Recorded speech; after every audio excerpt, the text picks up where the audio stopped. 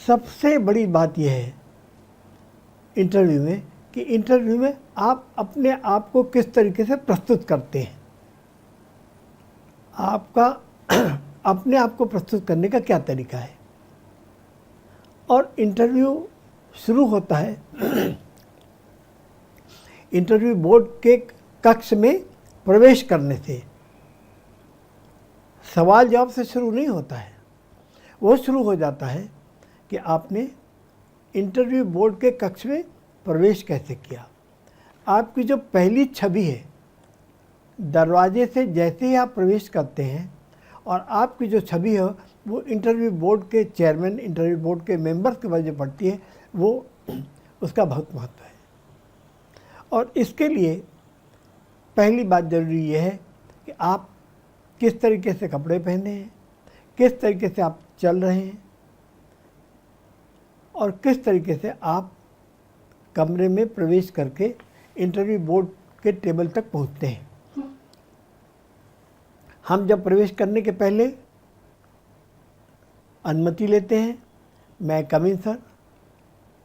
प्रवेश करके हम इंटरव्यू बोर्ड के सामने पहुंचते हैं और जब हम इंटरव्यू बोर्ड के सामने पहुंच जाते हैं तब हम उनसे उनका अभिवादन करते हैं। पूर्वाह्न का सत्र हो तो गुड मॉर्निंग होता है।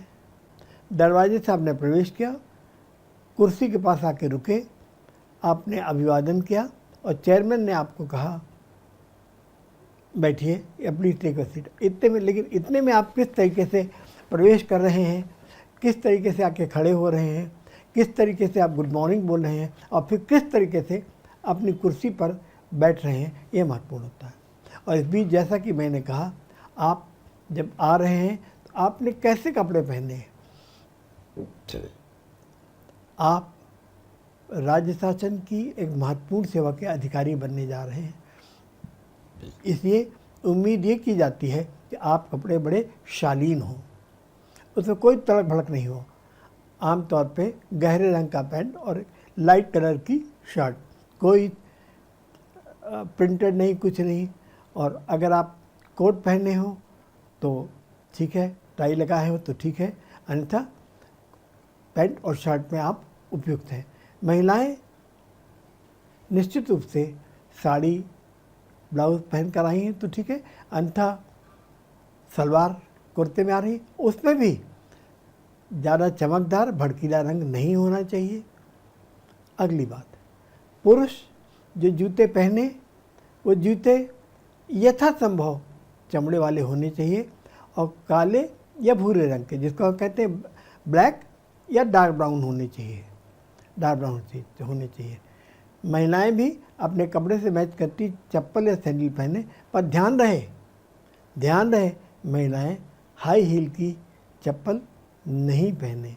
हाई हील की चप्पल या हाई हील की सैंडल से आपका बैलेंस ठीक नहीं बनेगा। ये एक ऑफिस है, ये एक महत्वपूर्ण गंभीर अवसर है जब आपको अपनी गंभीरता पूर्वक प्रस्तुति करना है। एक और बात है, पुरुष कोई चमकीला बड़ा चौड़ा बेल्ट या खूब चमकदार घड़ी ना पहने। तो आपको उसी के जो प्रारंभिक है, देखिए बोर्ड में 5 मेंबर हैं, हर कोई व्यक्ति सारे विषयों ज्ञाता तो होगा नहीं, है ना। हर एक को जनरल नॉलेज होता है। आपको अपने विषय की जो बुनियादी जानकारी है, इलेक्ट्रॉनिक्स को लेकर बुनियादी जानकारी, वो बुनियादी है। मैंने शुरू में कहा कि आपके अपने विषय की बुनियादी जानकारी होनी चाहिए कि वहाँ जो 5, देखिए जो बोर्ड के मेंबर हैं, पीएससी के मेंबर हैं और 3-4 लोग और होते हैं, है ना।